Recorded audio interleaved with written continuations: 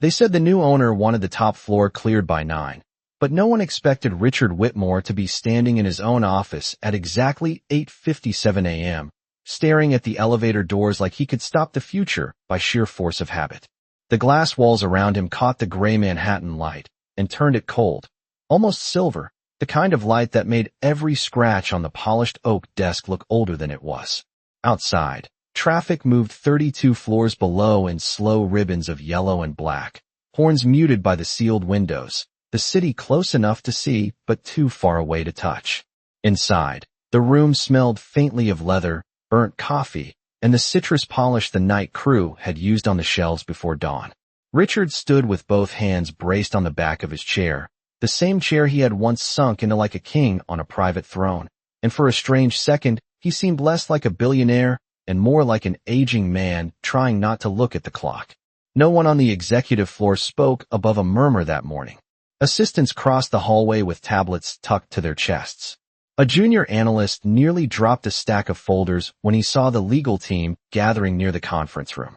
Even the receptionist, a woman who had worked for Whitmore Capital for 11 years and had seen market crashes, lawsuits, and one ugly divorce that briefly made the financial pages, kept glancing toward the elevator bank with the tight expression of someone waiting for weather to break. The building itself felt like it was holding its breath. Richard adjusted the cuff of his shirt, then the knot of his tie, then the cuff again. He hated repetition in other people, but this morning his hands kept betraying him. The buyout had been signed just after sunrise. Control had shifted before most of the city had even poured its first cup of coffee. Whitmore Capital, the empire he had built floor by floor, deal by deal, now belonged to someone else. He had expected a private equity shark from Connecticut, maybe a polished son of old money, maybe a faceless consortium represented by lawyers in Navy suits and expensive silence. He had prepared himself for smug handshakes, for jargon, for the soft insult of being thanked for his years of service inside a company that no longer carried his future. What he had not prepared for was the unease crawling under his collar, thin and persistent as a draft under a closed door. At 8:59, the elevator chimed. Just once. Clean. Precise. The sound cut through the floor like a fork tapped against crystal. Every head turned, then quickly turned back as if pretending not to watch made them less involved. Richard lifted his chin. The doors slid open, slow enough to feel deliberate, and a woman stepped out in a cream-colored suit tailored so sharply it seemed to carry its own line of authority. She moved without hurry, one hand holding a slim leather portfolio, her heels landing soft against the stone floor, measured and unflinching. Her hair was pulled back low and neat. No jewelry except a watch and a pair of small gold studs. Nothing flashy, nothing wasted. Yet something about the way she entered the hallway changed the air pressure on the entire floor. She did not look around like a visitor. She did not hesitate like someone trying to impress. She walked like someone returning to a place that had once tried to erase her and had failed. Richard's eyes narrowed. There was no shock at first, only irritation. The instinctive resistance of a man who had spent decades believing every important arrival should be announced to him before it happened. The legal team straightened. One of the partners offered a respectful nod. The receptionist stood. The woman acknowledged none of it right away. Her gaze moved past the framed awards, the frosted glass, the brushed steel lettering on the wall, and settled at last on the office at the far end of the corridor. On him. Richard felt it then, not recognition, not yet, but the unsettling pressure of being seen too clearly by someone he did not remember giving permission to notice him. She stopped a few feet away, close enough for him to see the stillness in her face. Not softness, not cruelty either. Just control, the kind forged over years, not inherited in a boardroom. The city hummed below. Somewhere behind them, a printer started up, then stopped. And in that strange held silence, with the pale morning light flattening the world to glass and steel, Richard Whitmore realized the new owner was not a stranger. At all. She was someone his building had once taught itself not to see. For one suspended beat, no one moved. The legal team remained near the conference room with their folders held too tightly, the receptionist still half risen from her chair, and Richard Whitmore stood in the doorway of his office with his fingers resting on the dark wood frame as if the room behind him still belonged to muscle memory alone. The woman in the cream suit stopped at the edge of the wool runner that cut through the center of the executive floor, and the quiet around her was not awkward. It was heavier than that. It was the kind of silence that made people suddenly aware of the hum of recessed lights, the soft rush of air from the vents, the distant ring of an elevator 3 banks over. Richard studied her face with visible irritation, then with caution, then with something he would have denied if anyone had named it aloud. Her features were older now, more defined, refined by time and discipline, but there was something in the stillness of her eyes that tugged at a place in his memory he had not opened in years. She looked at him the way some people looked through glass, calm and direct, as if the wall between power and consequence had finally gone transparent. One of the attorneys cleared his throat and stepped forward. "Miss Brooks, the conference room is ready whenever you are." The name landed softly, but it altered the room. Richard blinked once. Brooks. The sound of it did not hit all at once. It moved through him in pieces, like old machinery waking up after sitting too long in the cold. Brooks. Naomi Brooks. He did not say it. Not yet. But something behind his expression tightened. The woman turned her head slightly toward the attorney, gave one small nod, then shifted her gaze back to Richard. Up close, he could see that her watch was simple and expensive, her portfolio unmarked, her makeup minimal, if any at all. No display, no effort spent trying to prove she belonged. That, more than anything, unsettled him. People usually announced themselves in his world. They came wrapped in logos, in titles, in expensive voices and louder handshakes. She carried none of that. She carried certainty. Richard straightened his back. If he remembered her, he did not intend to reveal it first. "I was told the buyer wanted a private walkthrough before the board meeting," he said, his tone clipped, formal, sharpened at the edges by habit. Naomi Brooks let the pause after his words breathe just a second longer than politeness required. Then she answered in a voice low and even, unmistakably American, touched by no strain at all. "I have already seen enough." That voice did it. Not because it sounded the same. 12 years had deepened it, steadied it, sanded down the uncertainty youth once carried like a second skin. But beneath the polish was a note he recognized, something composed under pressure, something that had once tried to speak in this very hallway and had been cut off before the sentence finished. Richard's hand slipped from the doorframe. In the far corner, a young assistant glanced between them and quickly looked away, sensing she had wandered into a moment above her pay grade. Naomi took one step forward, and with that single measured movement, the polished floor, the glass walls, the framed magazine covers with Richard's younger face smiling out in expensive confidence, all seemed to tilt backward into another time. The scent reached her before the memory did, lemon cleaner over cold stone, the same crisp chemical brightness that used to cling to her uniform after long night shifts. For an instant she saw it as it had been 12 years earlier. The executive floor nearly empty, a cart parked beside the copy room, a borrowed badge clipped to navy fabric, and a 22-year-old version of herself gripping a manila folder she should have left alone but could not. She had been thinner then, tired in the way only the working poor could be tired, with community college textbooks in her tote bag and rent due by Friday. She had known she should not walk toward the corner office. She had known every invisible rule in the building said the same thing. Clean quietly, keep your head down, disappear before sunrise. But the numbers on the printout had been wrong. Not morally gray, not complicated, not above her station. Wrong. So she had crossed the hallway with her heart climbing into her throat and knocked once on Richard Whitmore's half-open office door while a meeting was still in progress. Back in the present, Richard's face changed almost imperceptibly, not enough for the room to name it, but enough for Naomi to see he had reached the same door in his memory at the same time. Not the whole scene yet. Just the handle turning. Just the beginning of the mistake. The memory came back with the temperature of that night still attached to it. The executive floor had always run too cold after hours, as if the building needed one more reminder that comfort belonged to the people with offices, not the people who emptied wastebaskets and wiped fingerprints off the glass. Naomi had been 22, working the late shift in navy slacks and soft-soled black shoes with a cleaning cloth tucked through one pocket and a community college macroeconomics textbook waiting in her tote by the service closet. It was a Thursday in early October, The kind of New York night when rain slicked the sidewalks and left the city glowing under traffic lights like wet paint. Most of the floor had cleared out by 8, but Richard Whitmore's office was still lit, a bright square of authority at the end of the hall. Through the half-open door, she could hear low voices, the scrape of a chair, the thin rustle of paper being moved across polished wood. She should have kept walking. She knew that.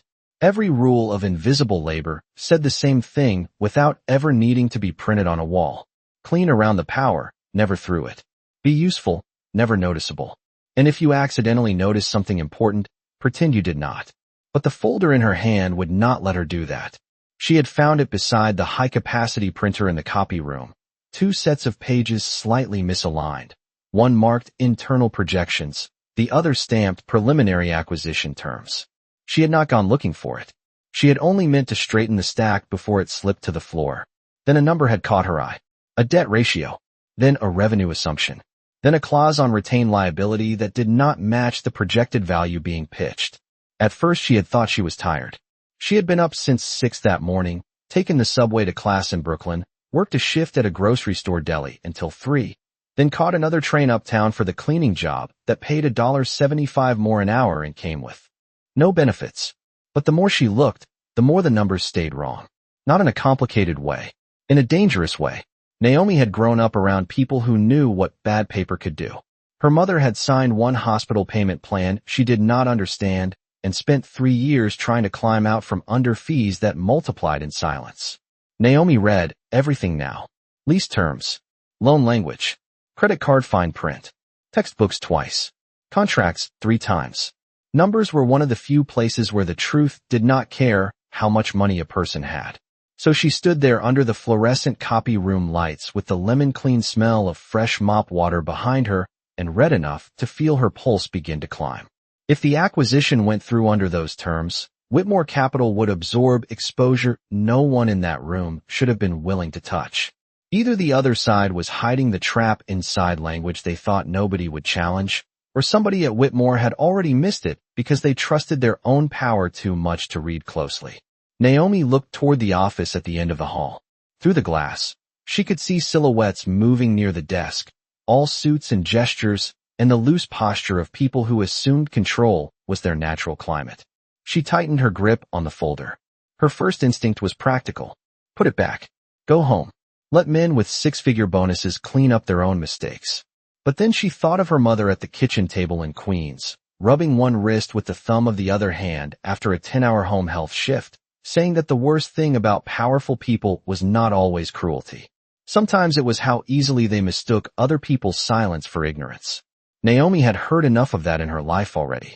She set her mop handle against the wall, smoothed her damp palms against her uniform pants, and walked down the hallway toward Richard Whitmore's office, while her heart beat hard enough to feel like a second set of footsteps.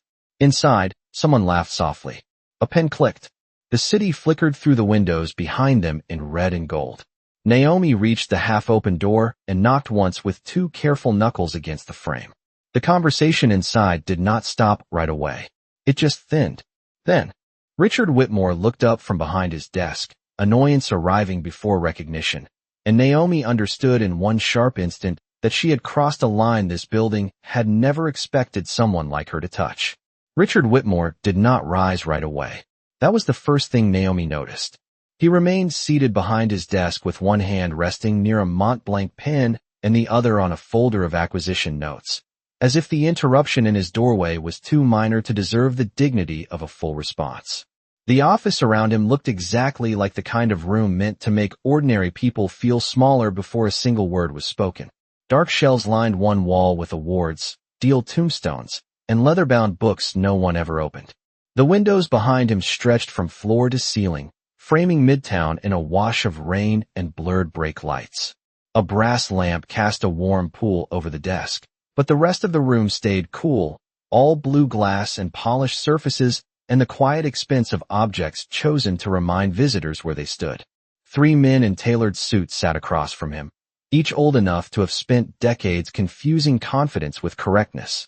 One had silver hair swept neatly back and a red tie so perfect it looked pressed into place. Another wore rimless glasses and held a legal pad angled over one knee, his pen hovering, waiting to resume. The third had the relaxed smile of someone who had never once needed to ask whether he belonged in a room. Their conversation had stopped the moment Naomi knocked, but what filled the silence now was not curiosity. It was irritation filtered through class. Richard lifted his eyes from the document in front of him and looked at her the way people looked at smudges on clean glass. His gaze moved first to her face, then to the folder in her hands, then briefly to the cleaning rag tucked at her pocket, and whatever possibility of respect might have existed died there. Yes, he said at last, the single word clipped and dry. Naomi stepped just inside the threshold, careful not to drip rainwater from the hem of her slacks onto the cream rug underfoot. "Sir, I am sorry to interrupt," she said, her voice steady even though her pulse had climbed into her throat. "But I found these pages in the copy room, and I think there may be a problem with the numbers in this deal." One of the men across from the desk let out the softest breath of disbelief, almost a laugh, but not generous enough to count as one. The man with the red tie turned toward Richard with a look that said this had to be a joke. Richard did not speak for a beat. He simply stared at Naomi, and in that brief pause she could feel the architecture of the place closing around her. It was not just his office. It was every unspoken rule in the building standing up at once.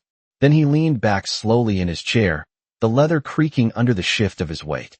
"A problem with the numbers," he repeated, each word measured as though he were testing the absurdity for flavor. Naomi kept hold of the folder with both hands. "The retained liability on the back-end exposure does not match the projected upside in the revenue assumptions," she said. "If those terms are accurate, then Whitmore Capital takes on more risk than the valuation justifies." The room went still in a different way now. Not respectful. Sharper. The attorney with the legal pad lowered it a fraction. The man in glasses looked toward the documents on Richard's desk.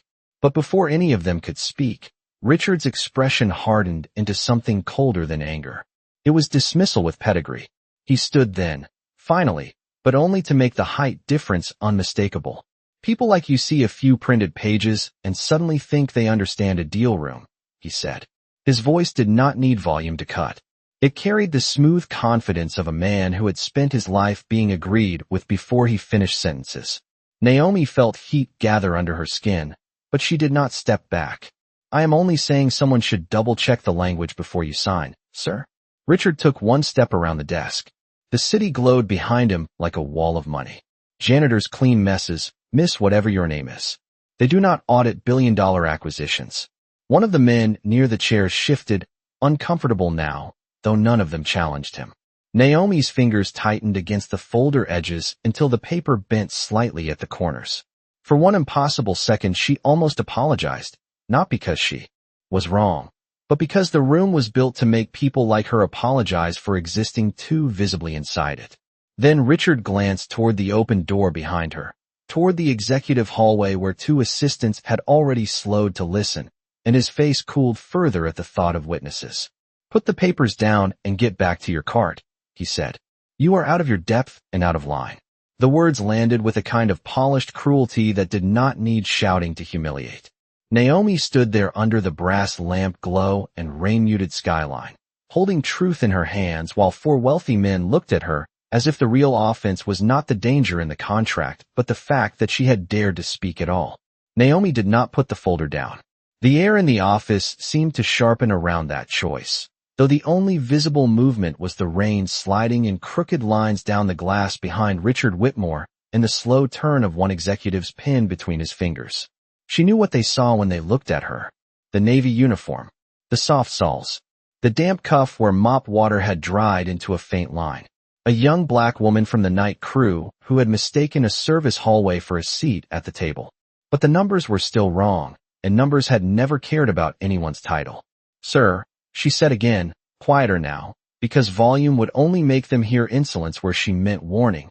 "If I am mistaken, then all you lose is 30 seconds. If I am right, you lose a great deal more." Richard's mouth flattened.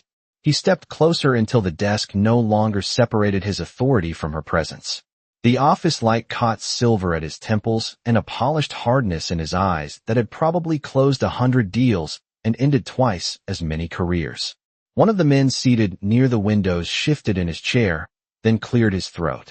"Richard, perhaps we should at least look at the page she is referring to." It was the mildest possible objection, more about procedure than conscience, but it changed the room. Naomi saw it immediately. A flicker. A fracture. Enough to make Richard turn his head with visible displeasure. His pride had been challenged now, and not by her. That made it worse. He held out his hand without looking at Naomi. The folder. She hesitated for one beat, then placed it in his palm. He flipped it open with the brisk impatience of a man preparing to prove a point and scanned the top sheet. Naomi watched his eyes move once, then again. He turned to the second page. The attorney with the legal pad rose halfway from his seat, trying to angle a view. The silver-haired executive leaned in. For a brief second, no one breathed with ease. Naomi could hear the building itself again, the distant thrum of an elevator motor, the whisper of conditioned air, the muted pulse of Manhattan under 32 stories of glass.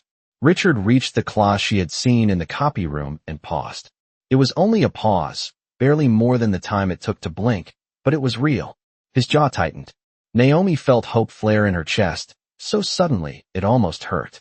There, she thought. He sees it. He sees exactly what she saw. But instead of asking for clarification, instead of turning to his legal team, instead of letting the truth enter the room cleanly, Richard closed the folder with deliberate calm and set it on the desk beside him. The sound was soft, final. Then he looked at Naomi as if the interruption itself had become the greater offense. This document was taken from a restricted area, he said. His voice was cooler now, flatter, sharpened by control rather than surprise. Did anyone give you permission to read confidential materials? Naomi's hope collapsed so fast it felt like missing a step in the dark. No, sir, she said, because lying would have only made her smaller. I found it near the printer, and I only read enough to realize there might be a problem. There might be a problem, Richard repeated, and one of the executives lowered his eyes, suddenly fascinated by the edge of the rug. You are a member of the cleaning staff. You do not browse acquisition drafts. You do not interrupt executive meetings. And you certainly do not walk into my office and presume to instruct me on risk. Naomi opened her mouth, then closed it. Not because she had nothing left to say, but because she understood the machinery now. He had seen it. She was certain of that. The slight freeze at the claws, the narrowing of his eyes, the decision that followed. He had seen the danger and chosen, in one polished instant, that preserving the hierarchy of the room mattered more than admitting the janitor was right. Richard lifted one hand toward the hallway. Security will escort you off this floor. The words landed even harder because they were spoken so neatly. Not loud enough to sound cruel. Just formal enough to make cruelty look professional. Naomi felt every eye in the room avoid her without fully leaving her. The assistant outside the door stepped back. Somewhere down the corridor, a phone rang twice and stopped. She looked at Richard one last time, searching not for kindness but for honesty, some small crack in the armor of his certainty. She found none he was willing to show. So she lifted her chin, swallowed the heat gathering behind her eyes, and said the only thing dignity would still allow. You should read page 14 again, sir. Then she turned before anyone could answer, stepped back into the cold executive hallway, and heard the door behind her close with the quiet, expensive sound of a world that believed it had just put her back in her place. The elevator ride down felt longer than it should have, though the digital numbers above the door changed with the same steady patience they always had. 32, 31, 30. Naomi stood alone inside the brushed steel box with her cleaning cart left behind near the service hallway and the smell of lemon disinfectant still clinging to her sleeves, sharp and clean and strangely humiliating now, as if the scent itself had been promoted to evidence against her. The fluorescent light overhead flattened everything, her brown skin, the navy fabric of her uniform, the tired half-moons under her eyes from too many shifts and too little sleep. She kept her hands clasped around each other at waist level because they had started to tremble the second the office door clicked shut behind her. Not dramatically, just enough to tell the truth. She stared at her reflection in the seam between the elevator doors and hardly recognized the look on her own face. Not crushed. Not exactly. More like stunned by how quickly intelligence could be turned into insolence when it arrived in the wrong body, wearing the wrong uniform, at the wrong hour of night. On 28, the elevator paused but no one got on. Somewhere beyond the doors she could hear laughter, a printer running, the ordinary sounds of a company moving through its evening, as if nothing important had just happened. That was the part that burned. The world inside that building would continue without interruption. Men in tailored suits would finish their meeting. Signatures would dry. Cars would pull up downstairs under the awning. And a young woman who had tried to stop a mistake would be reduced to a cautionary story passed between supervisors in the supply closet. Do not overstep. Do not speak above your station. Do not confuse being right with being welcome. By the time the elevator reached the service level, Naomi had swallowed every visible sign of hurt. She pushed through the back corridor where the walls were painted a dull institutional beige, and the air smelled faintly of bleach, cardboard, and old coffee from the maintenance break room. A stack of flattened boxes leaned beside the freight doors. Someone had left a radio on low near the loading dock, an old R&B song drifting in and out through static. Carmen from housekeeping looked up from refilling a spray bottle when Naomi stepped into the closet area. "Girl, what happened to you?" she asked softly, taking in Naomi's empty hands and the color high in her face. Naomi opened her mouth to answer, then shook her head once. "Nothing I could explain fast," she said. Carmen studied her for a beat, saw more than Naomi wanted seen, and did not press. She only reached beneath the counter, grabbed Naomi's worn tote bag from the shelf where the night crew kept personal things, and held it out to her with quiet care. Naomi took it and whispered thank you. It was nearly 10 by the time she emerged onto the street. The rain had let up, leaving the city washed and shining under sodium light. Water ran in narrow streams along the curb. A bus sighed at the corner and pulled away before she reached it. Naomi stood under the glow of the office tower she had just been dismissed from and looked up at the windows of the executive floor, small rectangles of gold so high above her they no longer looked human. Somewhere up there, Richard Whitmore was probably already back in his chair, already forgetting the sound of her voice, already choosing which pen to sign with. She tightened her coat around herself and started walking east, because moving felt easier than standing still. Her shoes clicked over wet pavement, steady and small against the city's larger noise. At a bus stop on Lexington, she finally sat down on the cold metal bench and let the night settle around her. Steam rose from a manhole half a block away. A taxi splashed through a shallow gutter. Neon from a pharmacy sign blinked red, then blue, then red again over the glass shelter. Naomi rested her elbows on her knees and looked at her own reflection in the dark route map beside her. Her mother used to say humiliation could do one of two things. It could hollow a person out or carve them into something sharper. The difference was what they did in the first hour after it happened. Naomi sat with that thought while the city kept moving. Then she reached into her tote, pulled out her macroeconomics textbook, and opened it under the bus stop light with rain still drying at the hem of her pants. The page blurred once before her eyes steadied. She read the same paragraph twice without absorbing it. Then she looked back up at the tower in the distance, at all that glass and height and confidence, and something inside her that had been bruised a few minutes earlier began, very quietly, to harden into resolve. One day, she thought, not with anger but with the cold clarity of a promise made to herself alone, no one in that building will be able to decide whether I belong in the room. The promise she made at that bus stop did not transform her life overnight. Nothing in Naomi Brooks's world ever moved that way. There was no sudden mentor, no miracle phone call, no dramatic rescue by someone rich enough to open doors with a smile. What came instead was mourning. Then another one after that. Then a month of them. She kept the grocery deli job because rent did not care about ambition. She kept the night cleaning shift for another 4 months because tuition bills arrived with the same cold precision as utility notices. She kept taking the number 7 train before sunrise with a paper cup of weak coffee warming her palm and a backpack full of textbooks pressing into her shoulders. Queens to Brooklyn, Brooklyn to Midtown, Midtown back to Queens. Her life became measured in train delays, fluorescent classrooms, and the stubborn arithmetic of surviving 1 week long enough to reach the next. But something had changed, and she could feel it in the way she studied. Before, education had been hope. After that night, it became direction. Naomi no longer read to pass.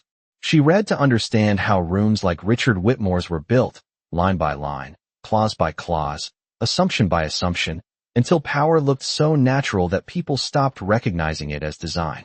She studied accounting, finance, commercial law, and business communications with the focused hunger of someone who had learned exactly what ignorance cost when other people assigned it to you. While classmates half listened through lectures and checked their phones under the desk, Naomi sat in the second row with a mechanical pencil between her fingers and wrote notes so clean they looked typeset. At home, she spread photocopied case studies across the small kitchen table she shared with her mother and circled language most people skimmed past. Default risk, deferred obligation, retained liability, predatory terms dressed in neutral verbs. Her mother, Lorraine, would come home after long shifts caring for other people's parents in apartments that smelled of medicine and boiled vegetables, set her aching purse on the counter, and stop for a second just to watch her daughter studying under the yellow light above the sink. "You are going to wear that table out," she said one evening, smiling around her exhaustion as she unlaced sensible white shoes. Naomi did not look up from the spreadsheet she was balancing by hand. "Then the table should be honored," she replied, and Lorraine laughed softly, the kind of laugh women learn to protect because joy has to survive somehow in a life that does not make room for much of it. Money stayed tight. There were months when the refrigerator held more condiments than groceries, and Naomi told herself canned soup was enough because tuition was due on Friday. There were winters when the radiator in their building clicked and hissed all night without fully warming the bedroom walls. There were interviews for internships where men in polished offices glanced at her resume, saw the community college line, the patchwork work history, the zip code, and rearranged their faces into the thin professional kindness reserved for people they had already decided not to invest in. She learned to recognize that look before the handshake ended. It never surprised her for long. It only confirmed what she already knew. So she got sharper. She transferred to Baruch on scholarship after finishing her associate degree. She worked in the campus library, then as a research assistant, then in the back office of a small valuation firm in Lower Manhattan where the managing partner, a Puerto Rican woman named Elena Ruiz, noticed Naomi asking better questions than some of the junior analysts. Elena did not flatter. She corrected. She pushed. She returned Naomi's reports full of red ink and once told her, "If your mind is as good as I think it is, stop apologizing on the page." Naomi took that home like a second diploma. Years passed in inches, then in milestones. A bachelor's degree, a first analyst position, longer hours, better suits, bought one at a time and tailored cheaply in Jackson Heights. More rooms where she entered unnoticed and left remembered. She did not become fearless. She became prepared. That was different. Fear still sat in her chest before presentations, before negotiations, before every moment where old humiliation tried to whisper that she was trespassing. But preparation gave her something stronger than confidence. It gave her proof. And on certain late nights, when office towers glowed against the river and she caught her own reflection in dark windows, she would think of that executive floor 12 years earlier, the lemon-clean smell, the expensive quiet, the way a man had looked at her and decided what her mind was worth before she finished a sentence. She never forgot the sting of that. She simply stopped letting it define the ceiling above her. What separated Naomi from other smart people was not that she worked harder, though she did, or that she had suffered more, though in some rooms that was also true. It was that she never lost the instinct that had first made her knock on Richard Whitmore's office door. She noticed what other people skimmed past. She listened for what was missing. She paid attention to the cost buried inside language that sounded clean on the surface. At Ruiz Valuation Partners, where she spent her first real years in finance, that instinct made her useful before it made her important.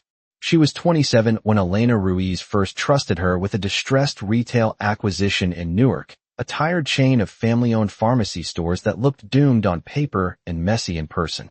The partners saw declining revenue, outdated leases, and too much debt.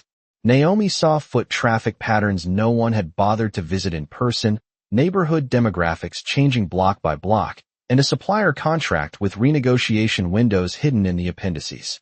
She spent 3 Saturdays riding New Jersey Transit with a legal pad on her lap, walking the surrounding streets in cheap flats, buying bottled water at different counters just to watch who came in and what they asked for. She returned on Monday with coffee on her sleeve, rain on the hem of her slacks, and a memo so precise that Elena read the first 3 pages in silence, then looked up and asked, "Who taught you to see around corners like this?" Naomi had smiled without showing her teeth. Life, she said. Elena had not laughed. Good, she replied. Keep letting it. That became Naomi's edge. While other analysts learned to speak the language of money, she learned to translate it back into consequence. She understood that every spreadsheet touched a neighborhood, every merger touched a payroll, every line item hit a human cost somebody richer might never have to notice. She did not become sentimental about it. Sentiment did not survive in that business. But clarity did. And clarity, when paired with discipline, started opening doors. By 30, Naomi was leading teams. By 32, she had left Rui's valuation with Elena's blunt blessing and 2 former clients willing to back her new firm, Brooks Strategic Capital. The office she rented at first was small enough that the conference room doubled as a place to eat takeout noodles over due diligence binders, and the copier jammed every Thursday without fail. But the work was clean. Naomi built the company the way some people build trust after betrayal, carefully and without decoration. She hired people who read the footnotes. She paid support staff on time. She required senior associates to know the names of the receptionists and paralegals in every office they entered. If someone on her team mistook arrogance for leadership, they did not last. Years sharpened her in other ways too. Her suits got better. Her voice slowed down. The old instinct to apologize before disagreeing left her body one meeting at a time. Yet even as her name began appearing in trade publications and private equity circles that had once ignored her started inviting her to panels and closed-door dinners, Naomi kept certain habits from her earlier life. She still reviewed contracts on paper with a pencil in hand. She still cleaned her own coffee mug in the office sink at night if she was the last one there. She still paused when she passed janitorial staff working after hours, stepping aside instead of expecting them to go around her, making eye contact, saying thank you in the same quiet tone she had once wished powerful people would use with her. The younger associates noticed. Some copied it because it was expected.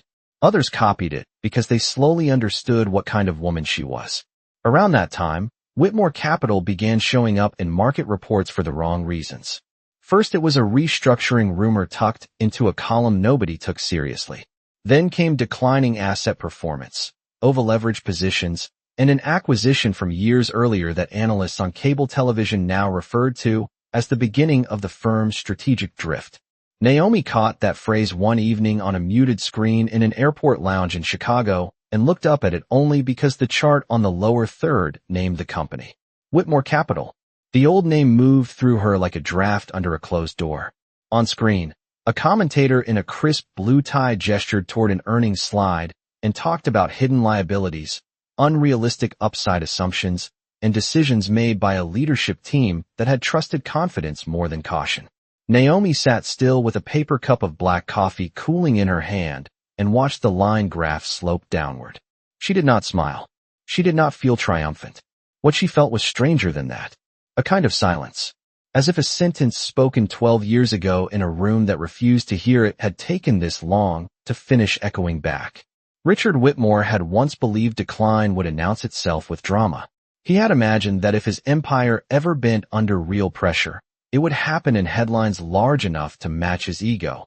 In one catastrophic quarter, one disloyal partner, one sudden betrayal clean enough to blame on somebody else. Instead, it came the way Rod often comes to polish things, quietly at first, beneath the finish. A missed projection here. A debt covenant there. A portfolio of assets that looked strong in presentations and weaker every time cash flow was forced to speak honestly. The years had not been kind to him, though wealth still shielded him from the crudest versions of consequence. At 68, he remained trim, sharply dressed, and publicly composed, but the confidence that used to sit on him like custom tailoring had begun to wear differently. It no longer looked effortless. It looked maintained. The executive floor of Whitmore Capital had changed too, though only in the details people noticed when they had spent enough years at the top to recognize decay under polish. The art on the walls was newer, chosen to suggest relevance. The carpeting had been replaced in sections rather than all at once. Assistants came and went faster. The best analysts stayed 2 years, then disappeared to firms with steadier futures. Even the silence on the floor had shifted. It was no longer the silence of certainty. It was the silence of people watching the ceiling for hairline cracks. Richard still arrived each morning in a black sedan, still rode the private elevator, still drank his coffee black from the same white porcelain cup with a thin gold rim, but rituals were all that remained untouched. Around him, the company had begun the long, expensive process of pretending not to be worried. He blamed the market first, then the board, then regulations, then the thin-skinned younger generation that, in his view, lacked stamina and expected praise for merely showing up prepared.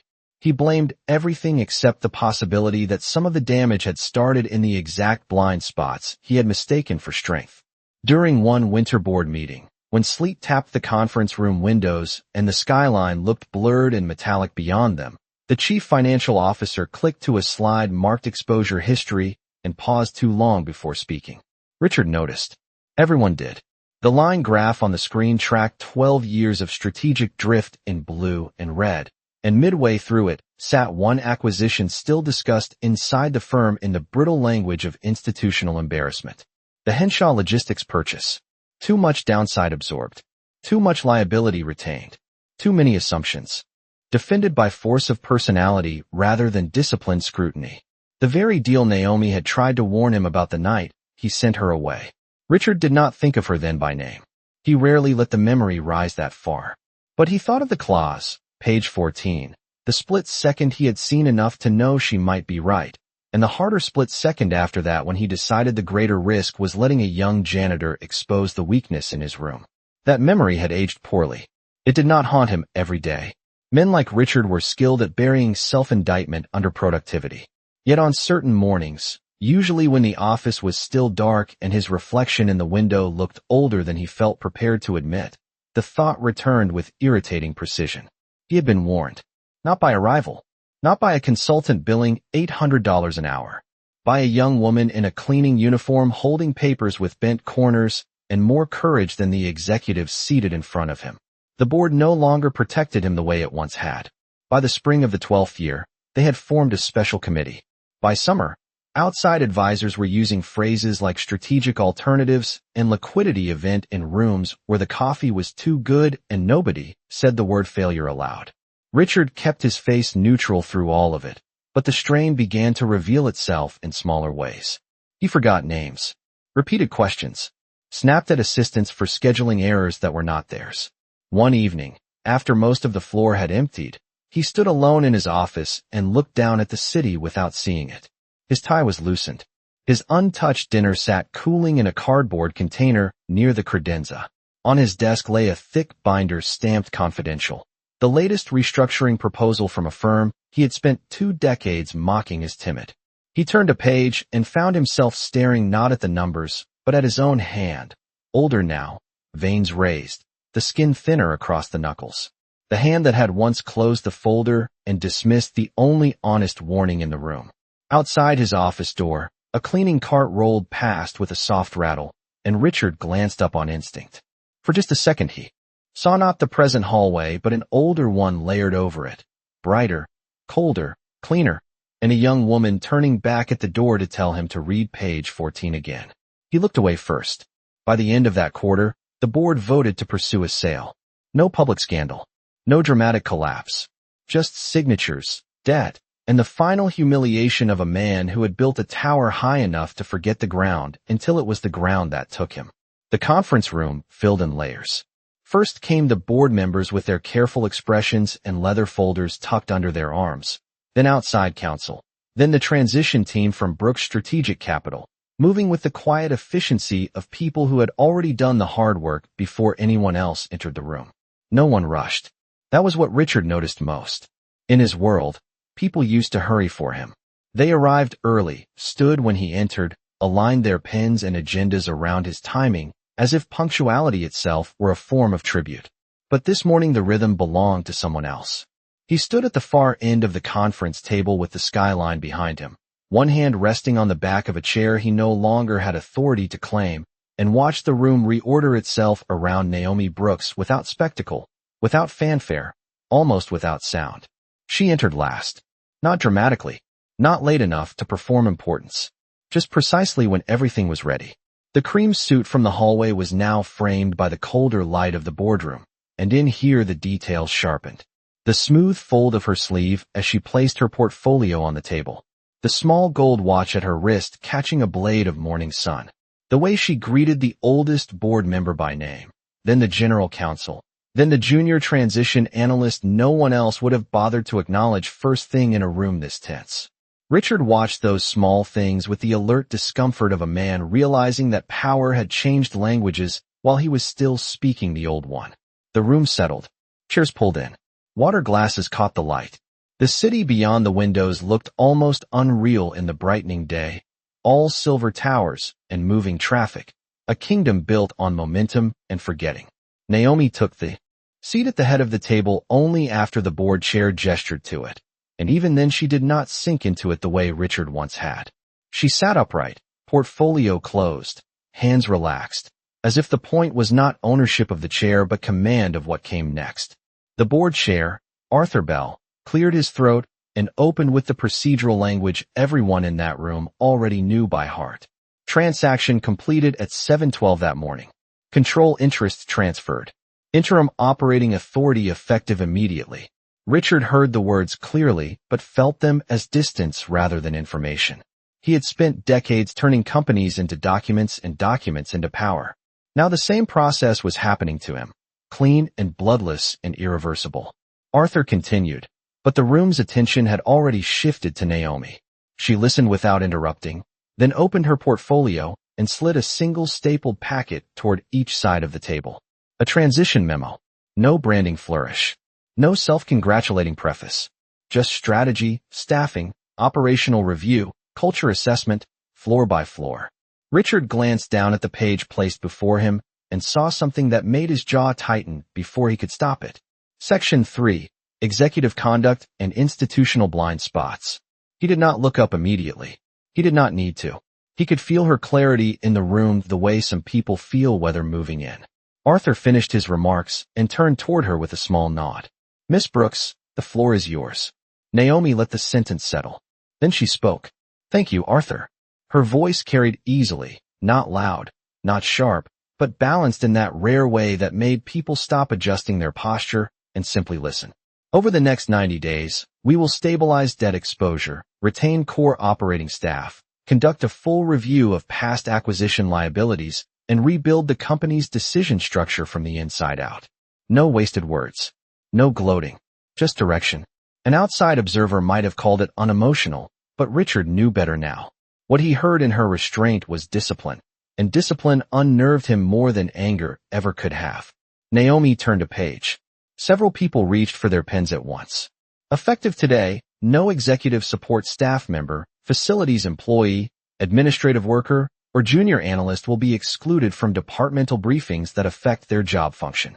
She paused just long enough for the sentence to land. Information failures do not always begin at the top. Sometimes they begin because the people closest to the problem are trained not to speak. A few eyes shifted around the table. Richard remained still, but something cold moved through him. Not because she had named him directly. She had not. That made it worse. She was describing a pattern broad enough to sound like policy and specific enough to cut straight through 12 years of his memory. Naomi continued through staffing, vendor review, debt renegotiation, floor access, and culture reporting, and every item was practical, controlled, impossible to dismiss as symbolic revenge. By the time she finished, the room felt changed in a way Richard could not yet measure. Arthur asked if there were questions. None came right away. Not because there were none. Because everyone understood they had just watched the center of gravity move. Then Naomi closed her portfolio, turned her head slightly, and looked directly at Richard for the first time since the meeting began. The eye contact lasted only a second, maybe two. But in it sat 12 years, one office door, a bent corner folder, and a sentence neither of them had forgotten. Richard lowered his gaze to the memo in front of him and saw that his own hand had tightened enough around the edge of the paper to leave a faint crease in the page. After the board meeting adjourned, the room emptied in careful stages, the way people leave a church after hearing something that unsettled them more than they expected. Papers were gathered. Chairs rolled softly against the carpet. Quiet side conversations formed near the windows and died just as quickly. Naomi stayed seated for a moment, reviewing a marked page in her transition binder while her team moved around her with practiced calm. She could feel Richard Whitmore across the room even before she looked up. Some presences trained themselves into a space for so long that they lingered after authority had gone. When she finally lifted her eyes, he was standing near the far end of the table with one hand resting lightly on the back of a chair, not because he needed support, but because men like him rarely knew where to put their hands when no one was waiting for direction from them. Up close, age had settled into him more plainly than it had from a distance. The expensive tailoring was still there, the polished shoes, the crisp white shirt with cuff links that caught the light, but the certainty had thinned. He looked like a man who had spent years confusing control with permanence and had only recently learned the difference. Naomi closed the binder and rose. Her team understood the moment without being told. Elena Ruiz, now advising on the transition, touched the arm of one analyst and steered him toward the hallway. Within seconds the room gave them privacy without making a performance of it. The door clicked softly shut. Outside the windows, the city went on glittering and indifferent. For a beat neither of them spoke. Naomi stood at the head of the table with one palm resting against the leather back of her chair. Richard remained where he was, not close enough to suggest familiarity, not far enough to pretend this conversation might not happen. It was he who spoke first. "I knew the second I saw you in the hallway," he said. His voice was lower than she remembered, roughened by age and by the kind of fatigue money could not completely polish away. Naomi studied him without expression. "In the elevator," he went on, "when the doors opened and you stepped out, I knew." There was no point denying it. Naomi let the silence hold for a moment. The rain-bright memory of another hallway moved through her with startling precision. Lemon cleaner. Bent corner folder. Page 14. She had imagined this moment more than once over the years, though never indulgently. In her imagination, she had always expected anger to return first. But what came now was something steadier than anger and harder to manipulate. "Clarity. You recognized me," she said. Richard gave one short nod. "Yes. And still you stood in that lobby and asked who I was there to meet." The words were not sharp. They did not need to be. Richard looked away, out toward the river where sunlight caught on moving water in thin white slashes. "Old habits," he said after a moment, then seemed dissatisfied by how weak that sounded. "No, that is not honest enough." He exhaled once, slowly. Pride is a difficult thing to take apart once a man has built a life out of it. Naomi heard the sentence and felt, unexpectedly, the edge of pity. Not soft pity. Not the kind that forgets harm. Just the recognition that some people spend so many years armoring themselves in status that when the armor cracks, there is very little left underneath that they know how to live with. Richard turned back to face her. "I should have listened to you that night," he said. "I saw enough to know you might have been right." Naomi did not move. The admission entered the room quietly, but it changed the air all the same. For 12 years she had carried that certainty alone, not as obsession, not as grievance sharpened daily, but as a clean private fact. To hear it spoken now by the man who had denied it felt less triumphant than final. "You did more than not listen," she said. "You made sure everyone else in that room understood I was not supposed to speak." Richard lowered his eyes. "Yes," he said. "That too." He did not defend himself. He did not offer context, or stress, or the market, or the pressures of leadership. For the first time since Naomi had known his name, he did not hide behind the architecture of his own importance. The stillness that followed was not comfortable, but it was real. Then Richard glanced toward the hallway where a janitorial cart rolled past with a faint rattle. He listened to the sound until it faded. "I spent years telling myself I was protecting order," he said. "But what I was really protecting was the version of myself that could not bear to be corrected by someone I had already decided was beneath me." Naomi felt the truth of that land deeper than an apology ever could have. It named not only the insult, but the structure beneath it. Race, class, power. The old instinct to sort human worth by costume and access. She drew a slow breath and straightened the papers in front of her, more to steady the moment than because they needed aligning. Then she looked at him fully and made the choice that would define everything after. "I am not going to humiliate you, Richard," she said. His expression shifted, not into relief exactly, but into something more fragile. Surprise, perhaps, or shame given nowhere easy to hide. Naomi continued before he could answer. "Not because you do not deserve to understand what that feels like." You already do. And not because. I forgot what happened. I did not. I remember every second. She paused, and when she spoke again her voice softened only enough to let the truth pass cleanly. I am not going to become the kind of person who needs someone smaller in order to feel tall. Richard stood very still. The city light moved across the glass. Somewhere deeper in the building, a phone rang twice and stopped.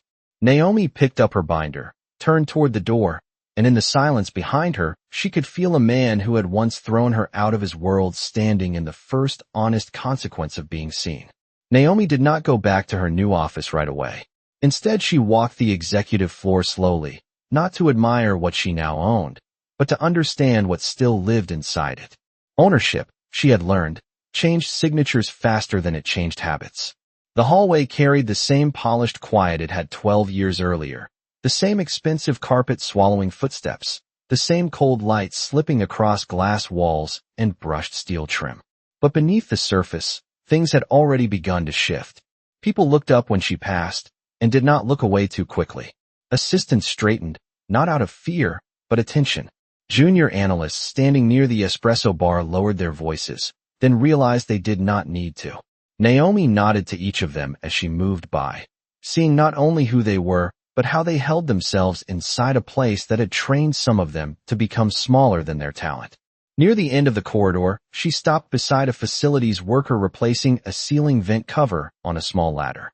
The man, maybe in his 50s, with graying hair at the temples and a maintenance badge clipped to his chest, began climbing down the second he saw her, apology already forming on his face from pure institutional reflex. Naomi lifted one hand gently. "You are fine," she said. "Finish what you were doing." He hesitated, then nodded and returned to the task with the uncertain gratitude of someone unused to being left his dignity in executive air. Naomi continued on, but that one small moment settled over the floor like a signal flare. By late afternoon, she had called a full staff gathering in the main atrium, a space Richard had mostly used. For investor receptions and holiday photographs, too polished to feel festive. Now rows of chairs filled the marble expanse. Receptionists stood beside analysts. Legal clerks beside managing directors. Facility staff near compliance officers. People who had spent years entering through different doors now stood under the same light. Naomi waited until the room quieted on its own. No microphone. No raised stage.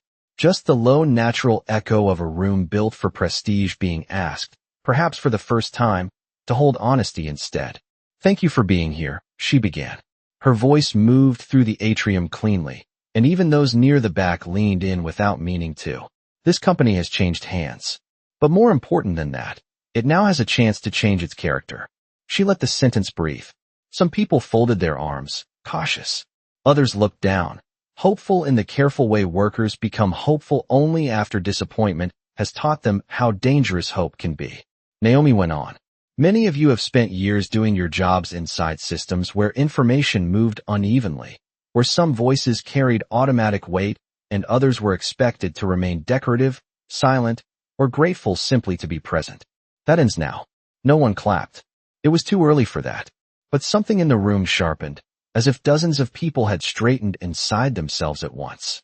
Naomi spoke about practical things first, because dignity without structure was too easy for institutions to fake. Transparent reporting lines, cross-functional briefings, vendor review, anonymous ethics channels, fair wage reassessment for support staff, access to training across departments.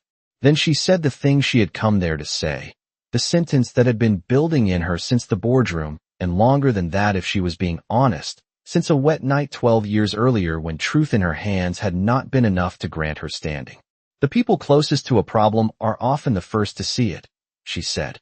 "If this company is going to survive, and more than survive, if it is going to become worthy of the people inside it, then everyone in this building must be treated as part of its intelligence." A murmur moved through the atrium, subtle but alive. Naomi saw a woman from reception blink fast and look away. She saw one of the mailroom clerks lift his chin. She saw a senior associate glance toward the facilities team with a new kind of embarrassment, the useful kind, the kind that arrives when a person realizes respect should never have required instruction.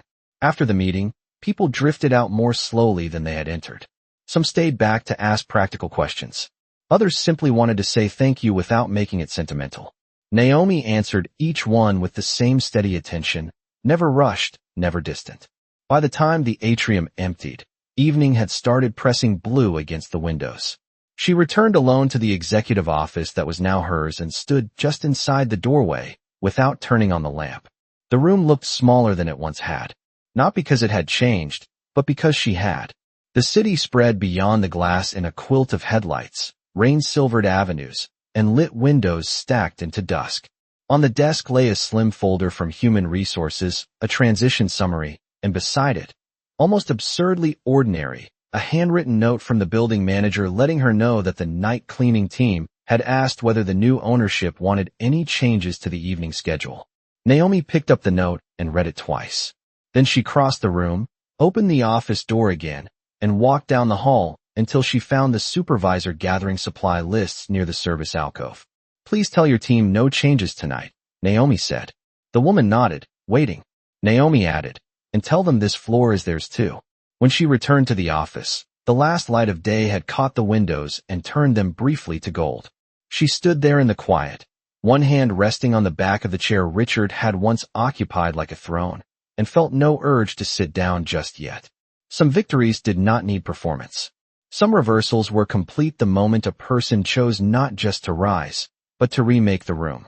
That night the building stayed lit later than usual. Not with the feverish glow of crisis, but with the softer, steadier light of people learning a place might finally become different from what it had been. Naomi remained in the office long after most of the transition team had gone home, not because she needed the solitude, but because she wanted to hear the floor in its honest state, after titles loosened, after meetings ended, after performance drained out of the walls. The city beyond the glass had turned dark blue, then black, threaded with rivers of brake lights, and the clean white motion of ferries cutting through the water. Inside, the air carried a faint mix of paper, coffee gone cold, and the distant chemical brightness of fresh floor cleaner. That smell reached her first, and for a second she closed her eyes. Lemon. Not strong, just enough to stir memory with unnerving precision. 12 years collapsed quietly inside her chest. The cold hallway, the folder in her hands, the polished dismissal in Richard Whitmore's voice, the long elevator ride down, the bus stop bench wet from rain, a textbook open under bad light, a promise made with no witness but the city itself. Naomi opened her eyes and looked around the room that had once seemed too elevated for someone like her to enter without permission. Now the desk belonged to her. The skyline answered to no one, but it stood outside her window all the same. The silence no longer pushed her smaller. It met her at eye level. A soft knock came at the open door. Naomi turned and saw Carmen standing there with a gray supply cart beside her. Older now, silver showing in the curls at her temples, the same gentle steadiness in her face. For one stunned heartbeat, Naomi saw not the present, but the service corridor from years ago. Carmen holding out her tote bag, without asking questions Naomi could not yet bear to answer. Naomi smiled before she could stop herself. "Carmen," she said. Carmen let out a small laugh and stepped halfway inside. "Child, do not act surprised," she said. "Some of us still work in this building." Naomi crossed the room and hugged her before either of them thought too hard about it. Carmen smelled like hand lotion, soap, and the clean cotton of a fresh uniform. When they pulled apart, Carmen's eyes moved around the office, then back to Naomi's face. "Look at you," she said softly. Naomi shook her head once, smiling in that private, almost disbelieving way people smile when a wound has finally healed enough to feel like history instead of weather. "Look at us," she answered. Carmen glanced toward the desk, the windows, the chair Naomi still had not taken. Then her expression shifted, touched by memory. "I heard what you told the supervisor," she said, "about this floor belonging to the night team too." Naomi rested one hand on the back of the chair and looked out at the city for a moment before answering. "It always did," she said. "Some people just acted like they could not see it." Carmen nodded slowly, the kind of nod that carried more understanding than language needed to explain. After she left, the office grew quiet again, but not empty. Naomi stood by the window until the cleaning carts began their slow, familiar passage down the hall, wheels rattling softly over the carpet seams. She listened to them the way some people listen to church bells, not as noise, but as a reminder of what keeps a place livable after the powerful have gone home. Down below, rain began again, thin at first, then steadier, glossing the avenues in silver. Reflections stretched across the glass. For a moment Naomi could see both the city and herself layered together in the window, a woman in a cream suit and gold watch standing where a frightened young janitor once stood invisible. But invisibility had not been the truth then. It had only been what other people called her when they needed not to notice her fully. She understood that now. The same mind, the same instincts, the same dignity. Time had not invented her value. It had only forced the world to witness it. At last Naomi moved to the desk and set down the final folder she had been holding. She did not sit in Richard's chair immediately.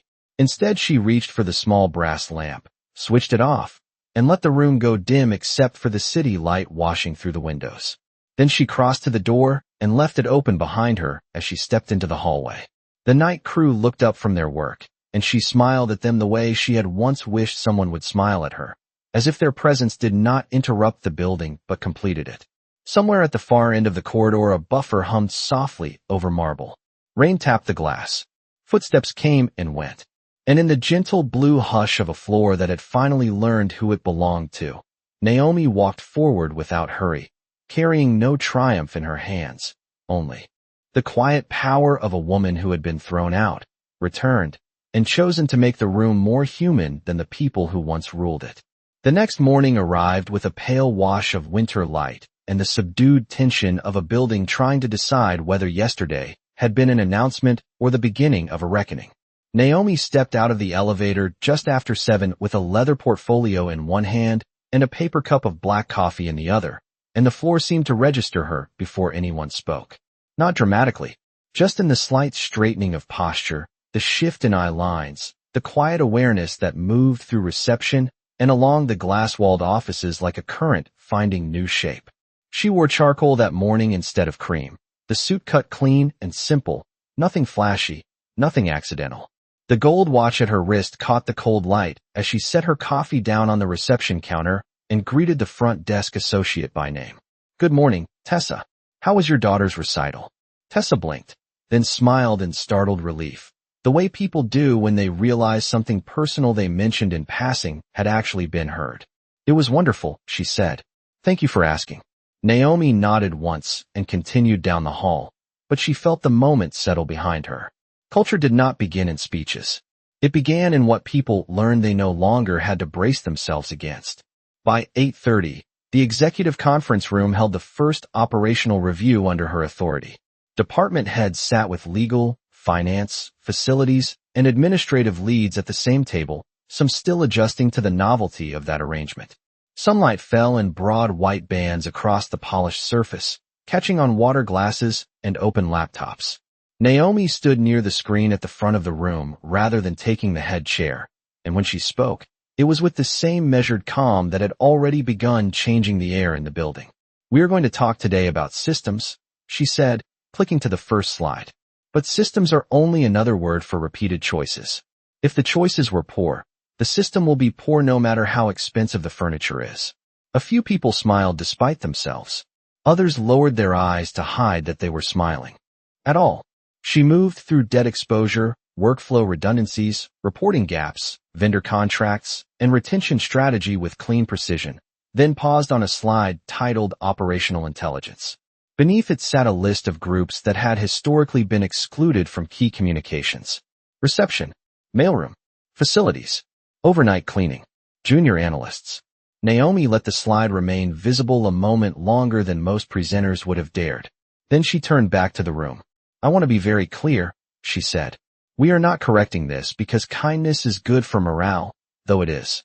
We are correcting it because arrogance is expensive, and some of the worst decisions this company ever made survived because the right people believed the wrong voices counted more." No one needed her to say the name attached to that truth. It lived in the walls already.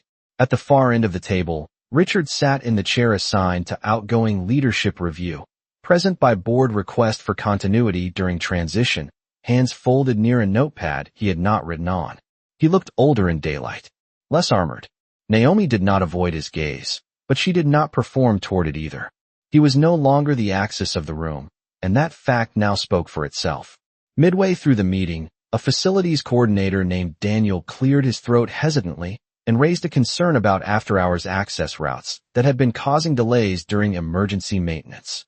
In the old version of this company, he would never have spoken in front of directors.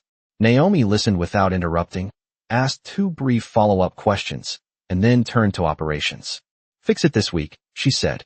Daniel's expression changed in the smallest but most human way, surprise giving way to something like dignity returning to its seat.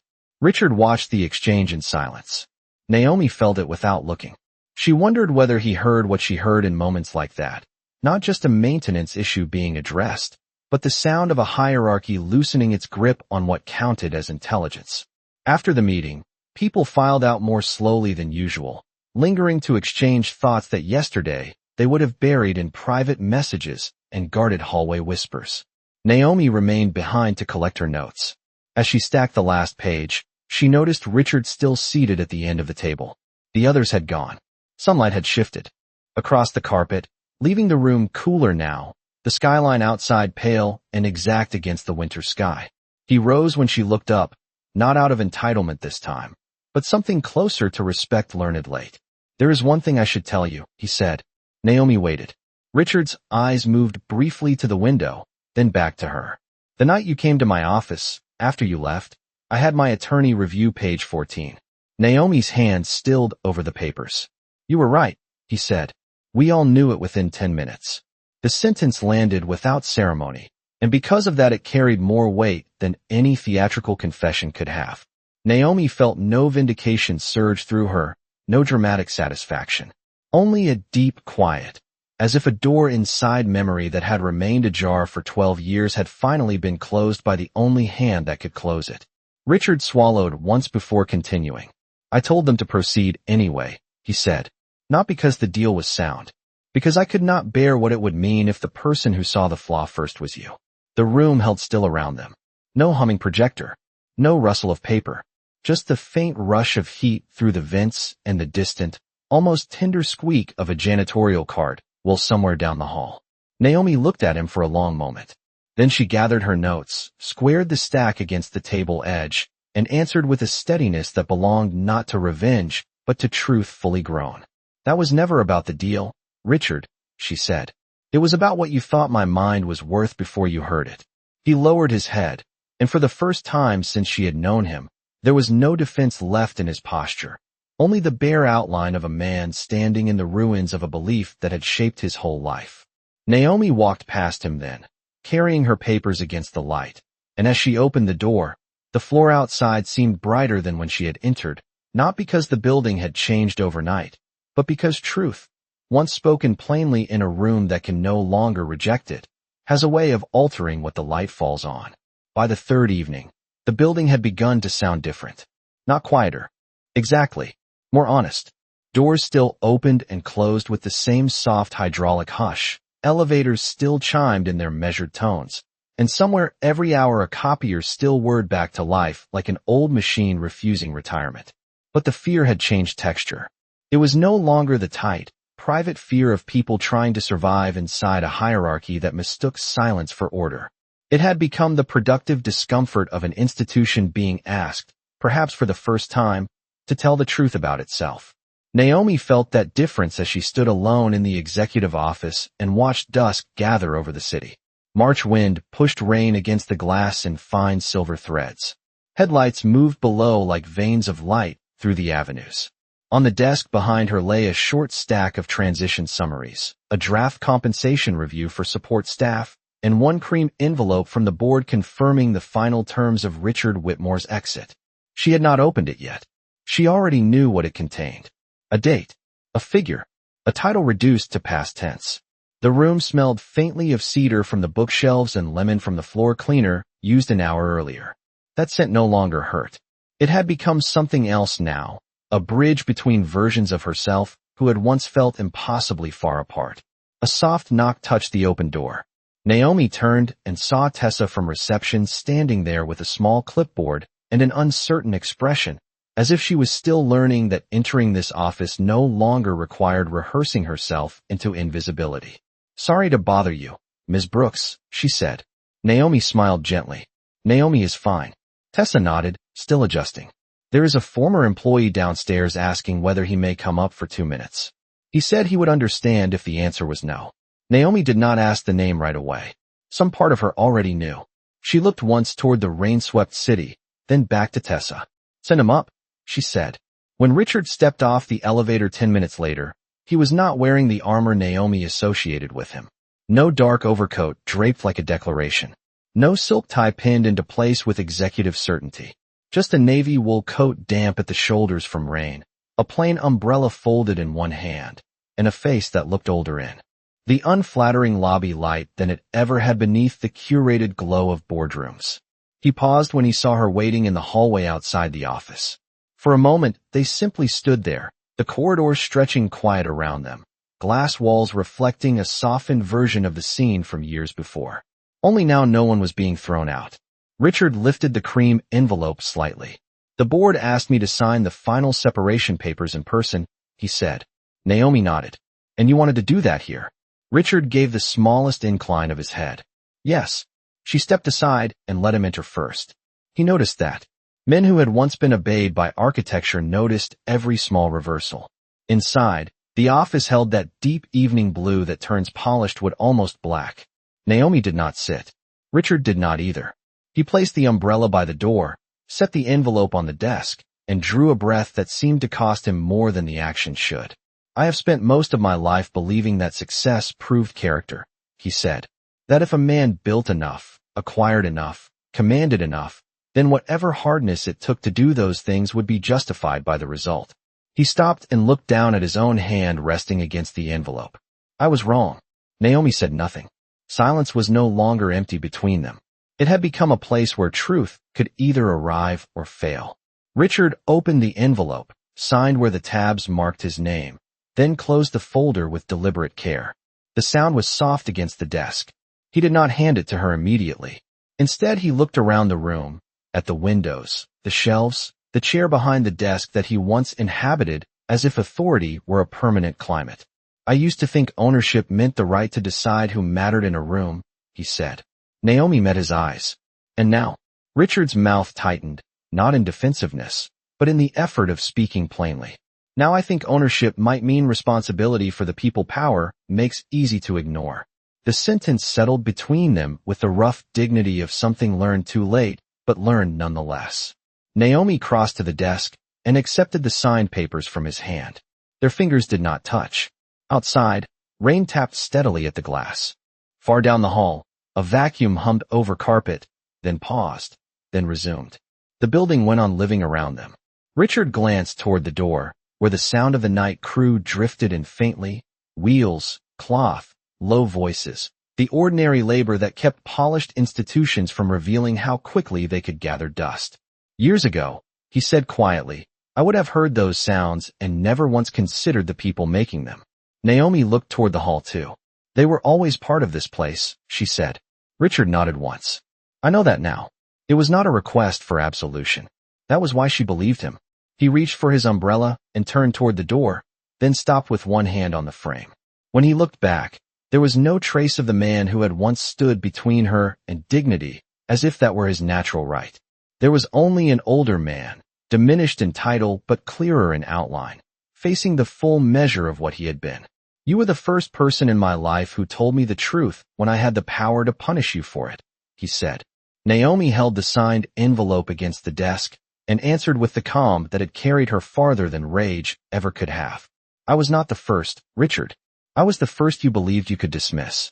He closed his eyes briefly, just once, as if the precision of that truth had found its mark. Then he gave a quiet nod and left without another word. Naomi followed him only as far as the doorway. She watched him walk down the executive hall at an ordinary pace, past the reception desk, wait by the elevator without anyone rushing to assist him, and disappear when the doors slid shut. The corridor remained still after that, rain-shadowed and blue. A few seconds later, Carmen turned the corner with her supply cart and stopped when she saw Naomi standing there. Everything all right, baby? She asked. Naomi looked down the empty hallway, then at the cart, the spray bottles, the folded cloths, The work that had once made people invisible in rooms they kept beautiful for others. She smiled, not brightly, but with the deep warmth of a woman who no longer needed the world to announce what she had become. Yes, she said. I think it finally is. Carmen nodded and rolled on, the cartwheels clicking softly over the seams in the floor. Naomi returned to the office, set the signed papers in the outbox, and at last took her seat behind the desk. Not like a conqueror, not like someone avenging the past, just like a woman who had earned the right to shape what happened next. She switched off the brass lamp, letting the city light fill the room instead, cool and silver and honest. Beyond the glass, Manhattan shimmered in rain. In the hallway, the night crew moved from office to office, steady as breath. And in that quiet, with no audience left to impress and no humiliation left to carry, Naomi sat still for a moment and let the building become human around her.